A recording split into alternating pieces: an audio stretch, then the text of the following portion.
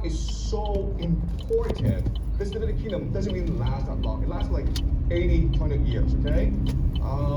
After Solomon, David's son, dies, Israel is divided into two parts. The northern kingdom, which gets conquered by Assyria, as well as Judah, okay, Jerusalem, which tries to maintain the Davidic kingdom, but doesn't last very long. At this time in history, the Israelites are being pulled in different directions, okay? The Anatolians, the Assyrians, the Babylonians, the Egyptians, because they're strategically very important.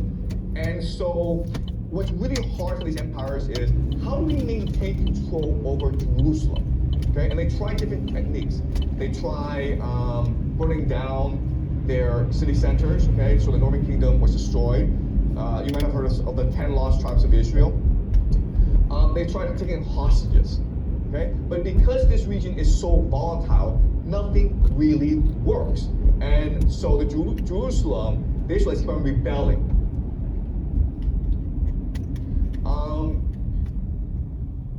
So this is the kingdom of Judah.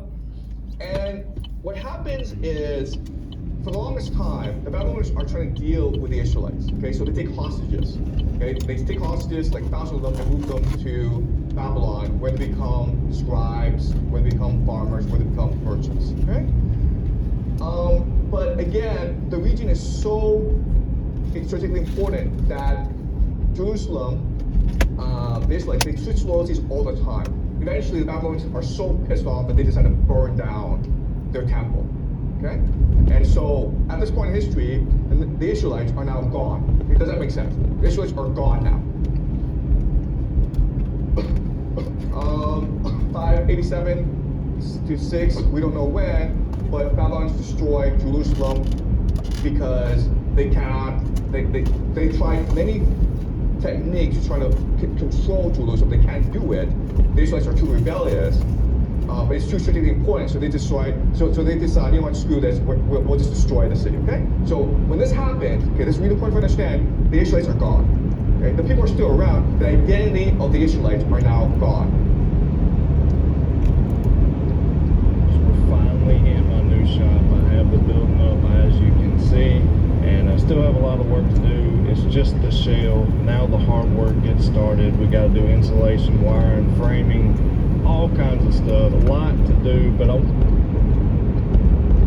539, Cyrus the Great conquers Babylon, okay? And he says, I want the Israelites to return to Jerusalem. It's called the Edict of Cyrus, all right? And this is celebrated in the Bible. What is controversial is, why would he do such a thing? Okay? Because again, the Israelites are not God. The Israelites who went to Babylonia, they may still keep their religion a bit, but they no longer have their land. They have changed as a people. Okay, so as an Israelite, you pray in the temple. The temple is now destroyed, so now you pray in the synagogue. Okay, so the people have changed a great deal. So the question now is, why would Cyrus the Great go to Babylon and say, you know what, I want you Israelites to return to Jerusalem. I want you to reconstitute the nation of Israel. Why would he do that? Okay, so this is going to be a debate that will never ever end, okay?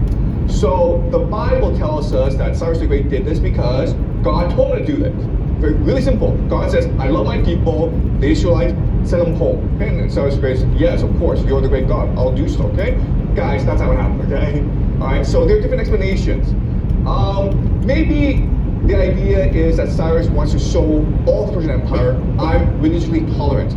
You can practice your religion, you can celebrate your religion. That's what the Persian Empire is, an open, tolerant, generous empire, okay? That's true. What's also true is that Cyrus found himself as a righteous and merciful king who wanted to be generous to everyone, okay? So he saw the Israelites want to home, he says, well, go home, okay? It's also possible that there's a faction within the Israelites who supported his Babylon takeover, okay? I don't know if this is true, it's probably not true, but we consider that as a possibility. That the Israelites in Babylon supported his takeover, and so to thank them, Cyrus said, fine, I'll give you back Jerusalem. Another possibility is that when Cyrus the Great conquered Babylon, he discovered that, you know what, these Israelites are really good administrators. And this is true found history because remember, the Israelites had their Bible. And the religion requires them to study the Bible. And as we discussed, the Bible is one of debate, openness, asking questions. And so these are very literate intellectuals. And they rise up very high in the Babylon administration. But this is true throughout history where Jewish people will rise very high in all empires, including the Islamic Empire, including the American Empire, okay? I think the best reason for what happened is divide and rule, okay? So the idea is that you need to control the Levant. Because Levant gives you access to Egypt, which is historically the wealthiest part of the world, okay? Whoever controls Egypt controls the world. So what you do is you set up a group of people in the Levant that are only loyal to you. Okay, does that make sense? Okay? You set up people in the Levant that only exist because you, the empire, allow them to exist. If you, the empire, did not support them, and the locals, everyone in that region would get rid of them right away, okay? And that's why we have the Jews. So the Jews were invented by the Persians to control the Levant. The Jews is actually a Persian term, okay? So before the Jews were, of course, the Israelites. Now we have the Jews. All right, so this is Jerusalem. And as you can see, what's really important to understand is that this is actually only a really small part of the Levant. But this part is specifically for the Jews. And it's part of this Persian province called Beyond the River. And they call it the province of Yahu. That's why we have the term Jews, okay? Because they are part of the province of Yahu. And what's really important to understand is they're surrounded by enemies. The Sumerians are Israelites who have stayed in the Levant. Okay, do you understand? So most people around them are in fact Israelites who adapted to local circumstances. That means that they practice different religions. That also means that they married foreign women as well. But they still consider themselves as Israelites, okay? Right? Does that make sense, guys? New adapter from Autocast might just kill the need for a CarPlay Neo box. It converts wired to wireless CarPlay, whilst also screaming. What happens is that these exiles from Babylon, they come back and they say, no, we're the true Israelites. You guys are the false Israelites. The reason why we're true is we've stayed loyal to our religion. Okay? So what's going to happen over the next few decades is almost a civil war between Israelites who've stayed and Israelites who left but come back. Right? And this is what the Persian Empire wants in order to maintain stability in the Levant. Right? Because you have this small minority of exiles from Babylon who've come back and they're in conflict with everyone else. Right? This is divine rule. So these are my three predictions. First of all, they're going to rebuild the Temple of Solomon.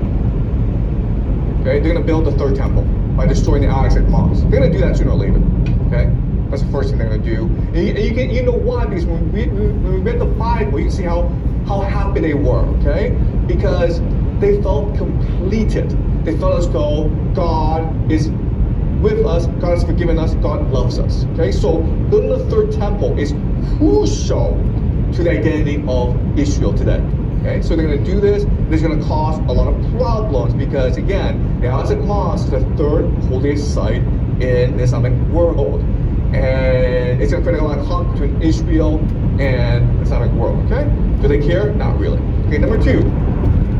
You can see how when the Jews returned, they were convinced that they were forced out of Jerusalem because they offended God. Okay?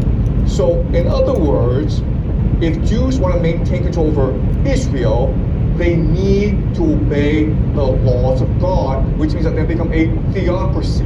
Okay? Now I'm not sure if you've been to Israel. I've been to Israel, and if you go to a place like Tel Aviv, it's a very open, liberal, cosmopolitan, forward-looking place. Okay, I think that Tel Aviv has one of the world's highest concentrations of gays in the world. Okay, guess what? That's gone. Okay, as Israel develops over time, it's going to become more and more of a theocracy, where the Bible is the law. And the third thing is that we can expect that as the Pax Judaica expands, more and more Jews will return to Israel. Look, the reality is this. If you look at the Middle East, Israel is the greatest power in the Middle East. There's no force in the Middle East that can prevent Israel from expanding, creating the Pax Judaica, which is their ambition, okay? So, this is just an introduction. But the thing I want you guys to remember is that, first of all, the Jewish identity, it is fluid, it's flexible, it's open. It was created by empire for the purpose of maintaining empire. Okay? And we're going to see this throughout history as well. All right? So, was this clear to you guys? Are there any questions about today? Okay, yeah? So how does the Persian state control, like Persian control of Jerusalem, transfer to modern day society? Like, how does it still work? Because I think we're seeing like a trend that Israel's going kind of more back to like depending on the Bible and everything. So how does it like transfer to modern day society and all the conflicts that's happening? Okay, so Persia wanted to divide and conquer the Levant, okay? They're afraid that if the Levant becomes too stable, the Levant might settle with Egypt or another power, and they lose control of the Levant, which directly impacts their capacity to trade and control the world, okay? So the way you control the Levant is you create this entity that's conflict with everyone else. And now what happens is that both this entity, Jerusalem, and its enemies rely on you, Persia, to manage the conflict. Okay? And this is what's happening today in Israel, because who's the empire? America's the empire, right?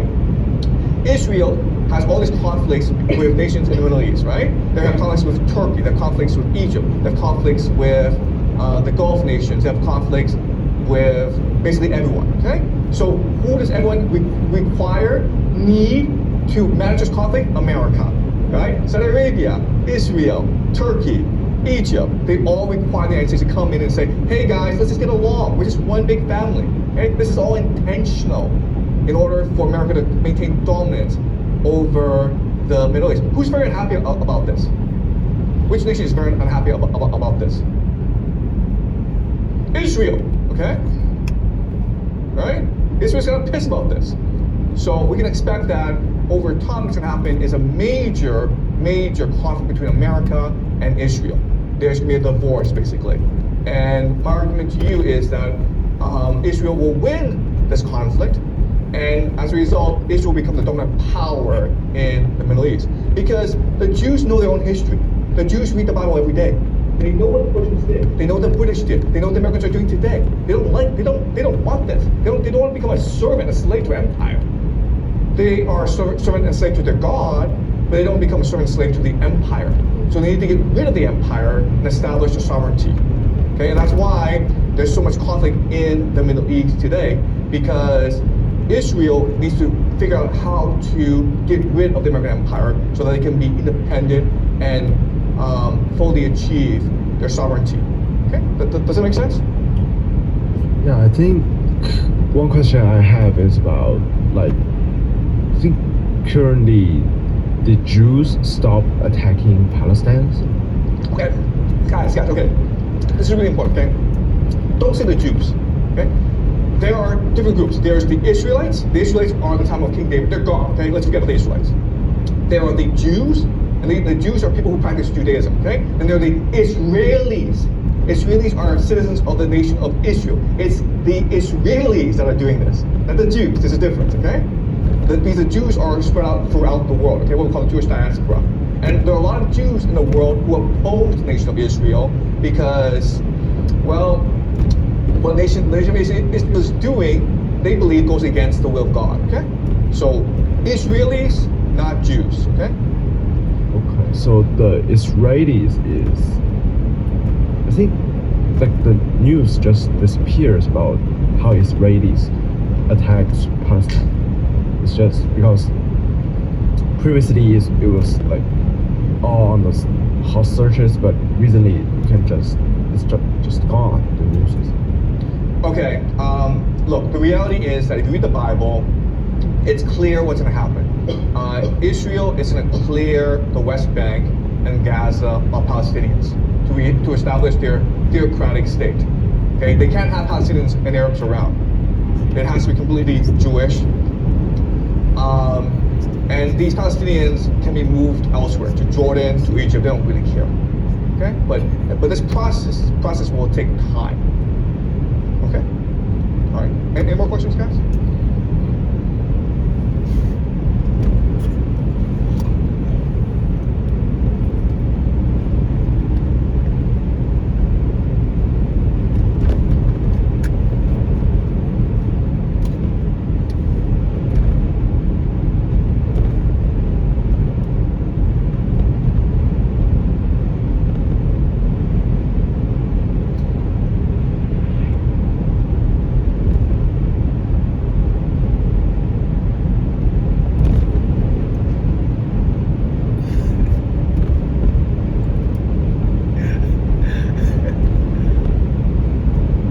Zaxby's just dropped blue lemon pepper. So you can get that zesty lemon and cracked black pepper flavor you love on the chicken. So we have 10 more classes left in the lecture series. In these 10 classes, what I'm going to do is I'm going to show you how the American Empire will fall. And I will show you that what will replace the American Empire is Israel, what we call Pax Judaica. So for these next 10 classes, we will do an overview of history and show you why history will lead ultimately to the Pax Judaica. Okay. All right. So let's do some questions from YouTube that my wife has picked out.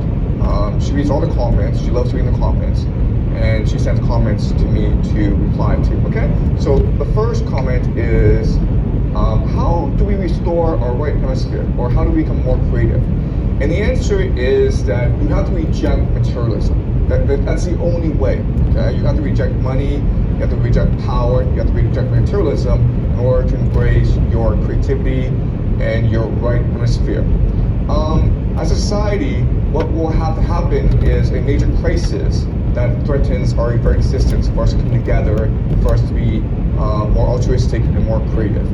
A possibility is that if you really want to activate your right hemisphere, then you fall in love and you have children. Or you could also choose to volunteer, help other people, be kind and generous to other people, okay? So that's how you activate your right hemisphere. Second question is, do you only give lessons to one class? How's your journey to find some LSD? Okay, so I'm only teaching one lecture series, but just 3 different sections, okay? LSD, psychedelics, I'm very interested in psychedelics. I myself do not want to partake in psychedelics because I don't really understand why I need to. I read a lot of books.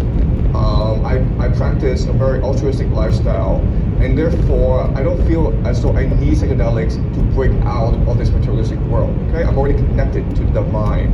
So, yeah. Okay, let's move on. All right, some more questions. Could you make a video on how to understand history without bias? And a response is, first of all, it's impossible to be unbiased, okay? And that is correct. We're all subjective.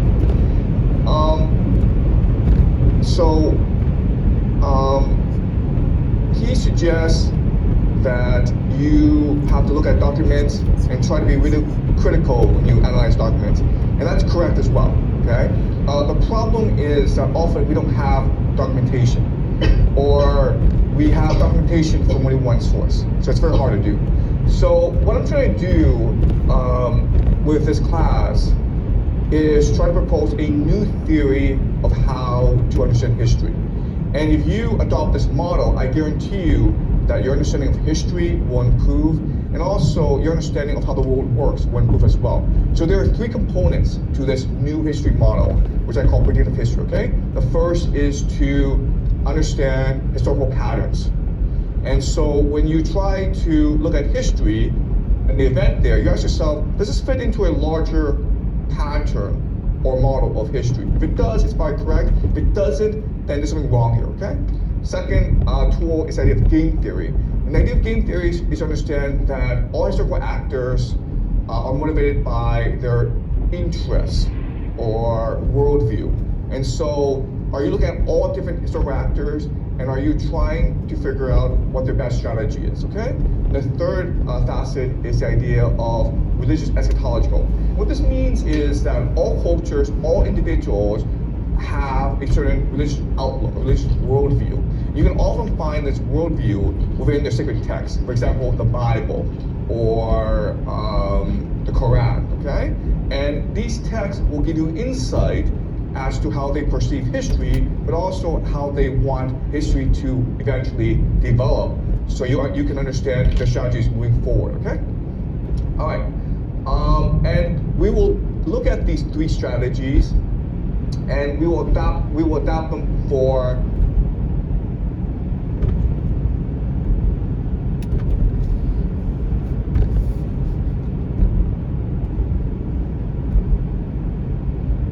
our historical understanding, okay? All right, another question is, this is really interesting. The question is, most of the greats across history were not Jewish. The domination by Jews of various industries is a relatively new phenomenon. Is it possible that their creativity and power is a result of political shifts in education in the Bible? Okay, this is a really good criticism of my previous lecture. And yeah, I mean, the idea is that maybe there's certain aspects of the Jewish culture that makes them dominant in an industrial, capitalistic, globalized world. And there is some truth to that, but I often think about Chinese people, because Chinese people are extremely materialistic. Like, Chinese love money. But we're not as creative as Jewish people. So I think that being materialistic, being capitalistic, it's not enough. You also need to have an element of creativity within your culture. And that's why I think that the Bible helps us better understand the success of Jews better, okay? So this is a really good point. And also what's really important to understand is that this is a class on intellectual speculation, okay? We're trying to figure out theories. We're trying to play with ideas. There's no truth there, okay? So take everything I say with a grain of salt, doubt whatever I say. This class is really meant to be a platform or jumping board for you to undertake your own intellectual journey, okay? All right, so please keep that in mind. But we're going to look more closely at this question today. Okay, why is it that Jews are so dominant? So we will look at the beginning of the Jewish people. And I'm going to make the argument to you that Israel and the Jewish identity are constructs of the imperial imagination, okay? And this is hard to understand, so I'm going to explain it to you slowly. The idea is that because of its geographic location, Israel has always been historically important.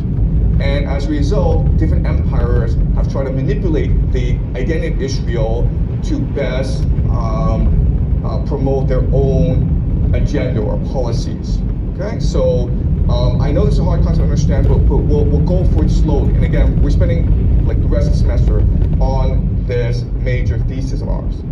Okay, so let's talk about history. Okay, so what we did last week is look at the cultures that have emerged out of Bronze Age collapse, which are now going to dominate history.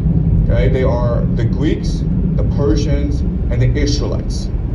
Okay, now we're going to look at how these ideas play out in history. But for us to do that, we first need to understand how history works. Now, I've identified three different patterns of geopolitics, okay? And I want you guys to remember these patterns. The first pattern is this. This is really important I didn't understand. Competition within nation states are what matter, okay? Competition between nation states don't really matter, or they're not as significant as competition within nation states. And the idea we have here is elite overproduction. So what drives a lot of conflict is the fact that domestically you have these different competing factions, and they're all competing for power, okay? So you have too many elites, too few status positions, and so they're competing against each other. This drives a lot of conflict, okay? So that's the first idea. Second idea is that the elite have shifting loyalties, okay? Think of Game of Thrones. I'm not sure if you guys have seen the TV series or read the books Game of Thrones, but everyone wants to be king, right? And they're gonna kill their brother, they're gonna kill their father, they're gonna kill their mother to be king, okay? And so the elite don't really have loyalties except to themselves. The world is just a Game of Thrones, okay? The third thing is that war can be a mechanism to protect the status quo, all right? The idea of equilibrium, in that sometimes the conflict is really bad, so what you do is start a war so you can start off people to get killed, okay? And that way you can maintain equilibrium within your system. We'll see this we'll see this pattern throughout human history, okay? So these are the three ideas I want you guys to remember as we move on and discuss world history. A hot and steamy au jus is the king of dips. It enhances the flavor of everything. Roast beef, onions, cheese. I would dip everything in au jus if I could. Everything. Firefighter approved. And if you want some savings, order on the app. Hey everyone, these are some recent results from Amazon Prime Week of 2025 as well as earlier this year. These sales are on client stores that we've built and that we manage daily on Amazon. Profit margins range from 15 to 25%.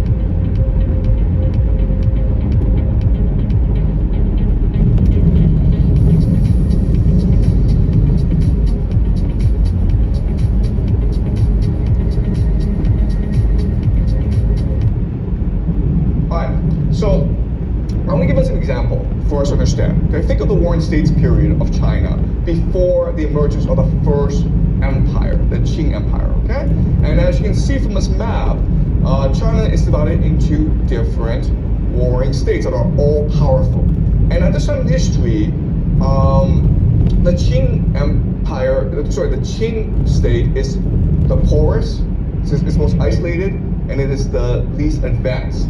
Okay, you can see that Chu, Zhao, they are more powerful. And you can argue that eventually one of them would emerge to unite all of China, but they did not. It was the Qing, the isolated, marginalized, backward state that came to conquer. And so the question is, why did this happen? And so if we use our three principles, right, we can understand why.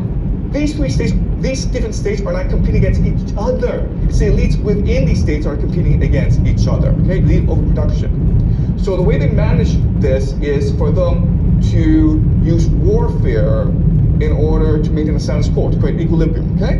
And how we know is, from this time emerges the idea of Chinese chess, right? What is Chinese chess? Chinese chess is the idea of warfare that is regulated, that is ritualized. Okay, so when we go to war, when we battle each other, we have to respect each other's the rules of the warfare. That's stupid. War should be about killing the other guy. It shouldn't be about following the rules. Okay. Also, another piece of evidence is at this time in history, Sun Tzu wrote both The Art of War. This is one of the stupidest books ever written. Okay. I guarantee you, if you follow this book, you're going to lose the war badly, because this is really about how to cheat in a heavily regulated game, okay? So